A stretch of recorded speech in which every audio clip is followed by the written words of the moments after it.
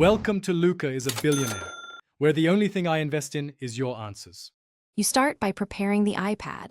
Confirm model and iOS version because compatibility matters, and back up everything to iCloud or a computer so you can restore if needed. Next, obtain a reliable jailbreak tool for your exact iOS build. This unlocks the ability to run unsigned code. Once done, install an SSH client on your computer and download the tailored Android image and any kernel patches. Make sure battery is above 50% and you have a stable USB cable.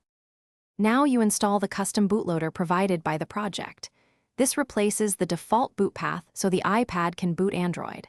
Once the bootloader is active, transfer the Android image, kernel patches, and any vendor blobs to the device using SSH or SFTP.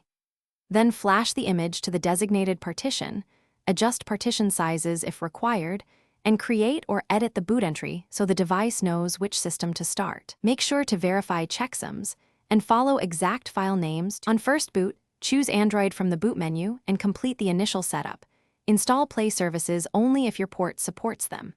If the device fails or enters a boot loop, power down and re-enter recovery, then reflash the bootloader or restore your backup image. That often resolves corrupted installs.